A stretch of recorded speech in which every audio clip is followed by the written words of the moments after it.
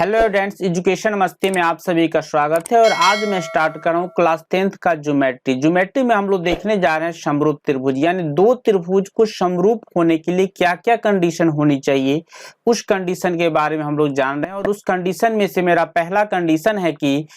यदि दो त्रिभुजों में संगत कोण बराबर हो तो उनकी संगत भुजाएं एक ही अनुपात में यानी समानुपाती होती है और इसलिए ये त्रिभुज समरूप होते हैं। मान लेते हैं कि ये जो है मेरा इस त्रिभुज को अगर हम मान ले हम कि ये एबीसी एक त्रिभुज है, पहला त्रिभुज को हम एबीसी मान लेते हैं और दूसरे त्रिभुज को हम दूसरा त्रिभुज है मेरा डी ई और एफ।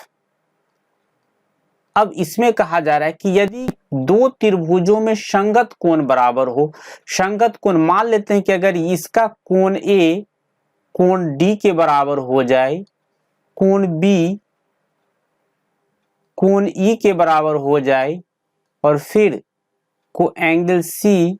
एंगल एफ के बराबर हो जाए, तब कह रहा है कि ये तीनों कोण अगर बराबर हो जाए, यानी ये कहने का मतलब हुआ कि एंगल ए जो है ये हो जाए एंगल डी के बराबर, एंगल बी हो जाए एंगल ई के बराबर और एंगल सी हो जाए मेरा एंगल एफ के बराबर। तो संगत कोण तो बराबर हो गया। अगर कह रहा है कि संगत कोण इसका अगर बराबर होता है, बराबर हो तो उसकी संगत भुजाएं एक ही अनुपात में या नहीं तो उसे हम समानुपाती होती है। यानी अगर ऐसा होता है कि अगर ये तीनों कंडीशन के अगर उसका संगत कोण बराबर हो जाता है,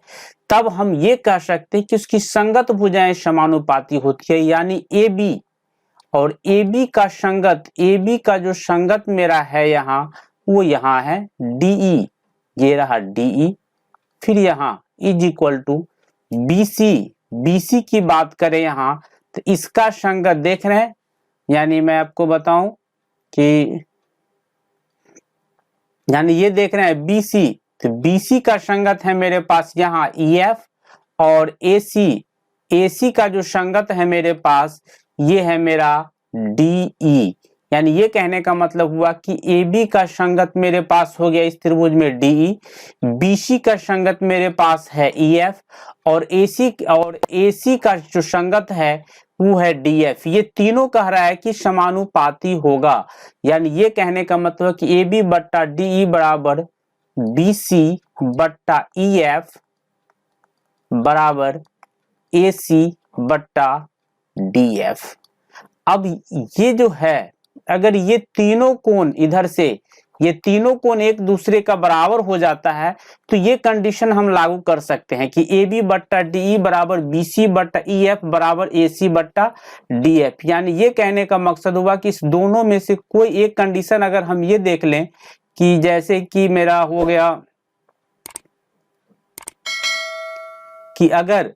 जैसे कि मेरा ये कंडीशन जो देख रहे हैं, अगर कोण ए बराबर कोण डी, कोण बी बराबर कोण ई और कोण सी बराबर कोण एफ, अगर ये होता है तो हम ये कंडीशन उसमें अप्लाई कर सकते हैं कि ए बी बट्टा डी बराबर बी सी बट्टा ई एफ बराबर ए सी बट्टा डी एफ। और तब जब ऐसा होगा तब हम उस दोनों त्रिभुज को कह सकते हैं कि ये त्रिभुज जो है अब वो समरूप हो चुका है। यानी ये कहने का मतलब हो गया कि तब मेरा ये दोनों त्रिभुज हो जाएगा समरूप। यानी ये तब जाके हम कह सकते हैं कि त्रिभुज एबीसी समरूप हो गया त्रिभुज डी ई एफ का। क्योंकि हमें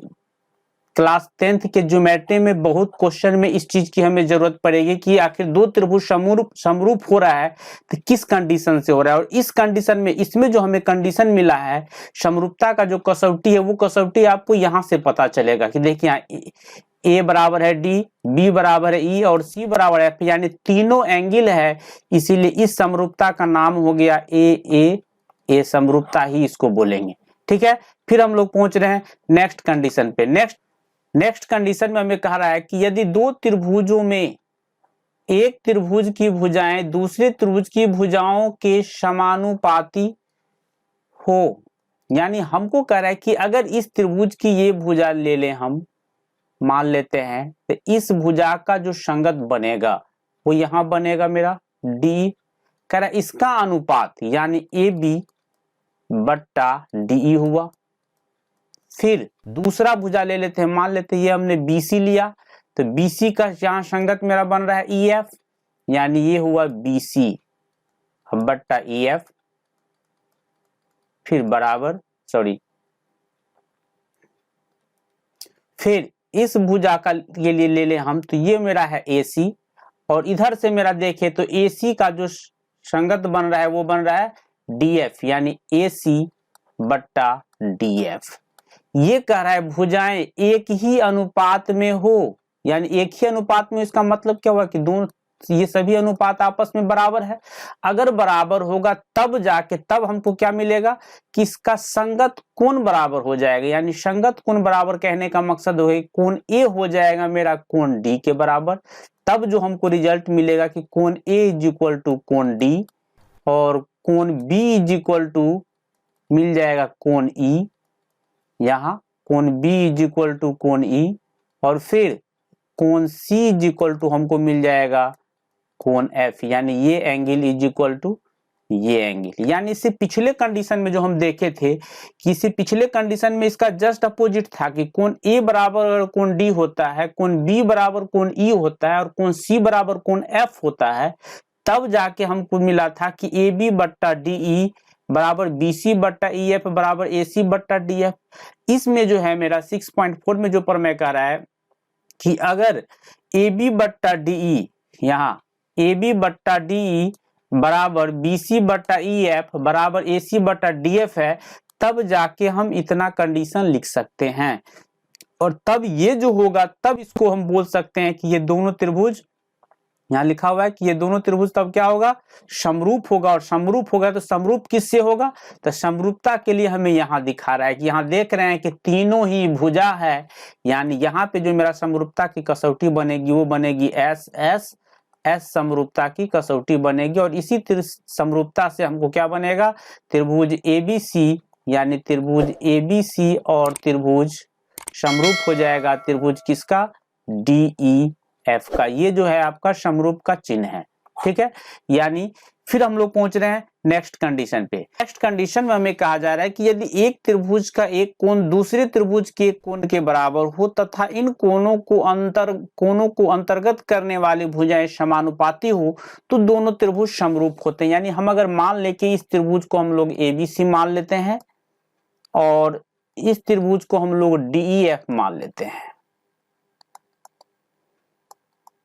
ध्यान से देखिएगा, बहुत काम आएगा ये सारा कंडीशन क्वेश्चन को सॉल्व करने में। अब कहा जा रहा है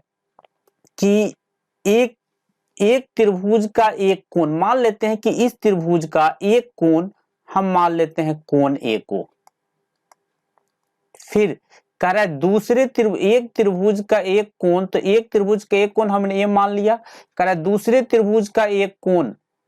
तो दूसरे त्रिभुज का एक कोण कोई ले लेते हैं, हम ले लेते हैं D।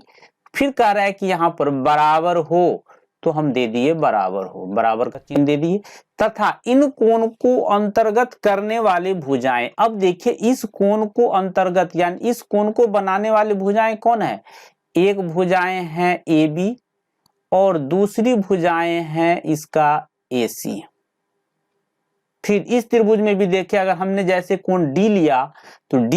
कोण D को बनाने वाली भुजाएं कौन कौन है, एक है DE और दूसरा है DF। कह रहा है ये दोनों भुजाएं समानुपाती है, यानी इस त्रिभुज का अगर देखें तो AB, तो इस त्रिभुज में अगर लें तो इस तरफ से यहां DE हुआ मेरा बराबर, फिर इस त्रिभुज में ले तो मेरा हुआ AC, अब बट्टा इस त्रिभुज में हम ले तो मेरा हो जाएगा DF। यानी ये कहने का मतलब हो गया कि इस त्रिभुज में हमने जो देखा कि अगर ये कोण अगर बराबर होता है, ये कोण और ये कोण, तो इस कोण को बनाने वाली भुजाएं मेरा कौन हो जाएगा, AB और AC। यानी AB या बट्टा यहाँ हो गया DE और फिर AC या बट्टा हो गया मेरा DF। अगर मान लेते हैं कि अगर कोण D न बराबर हो के कोण B अगर बराबर हो जाए, कोण B बराबर कोण E हो जाए,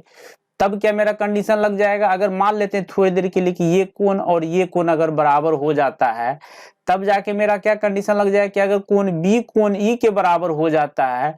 तब जाके मेरा जो कंडीशन बन जाएगा, अब इसका समानुपाती भुजा कौन हो जाएगा, तो बी को बनाने वाली, इस कोण को बनाने वाली भुजा मेरा कौन कौन है, तो ये है एक ए बी और दूसरा भुजा है बी सी। इस त्रिभुज में देखिए अगर ई के बराबर हो गया तो इसमें भुजा एक है डी और दूसरा भुजा है ई एफ, यानी अगर बी बराबर ई अगर हम लेते हैं तब जाके हमको क्या बन जाएगा कि ए बी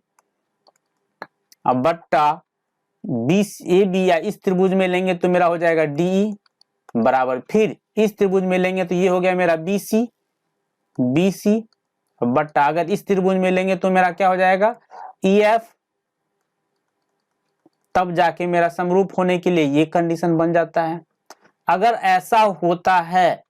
तब कह रहा है कि ये त्रिभुज आपस में क्या होंगे, समरूप होंगे, यानी तब जाके हम कह सकते हैं कि ये त्रिभुज आपस में समरूप है। यानी ये कहने का मतलब हुआ कि त्रिभुज एबीसी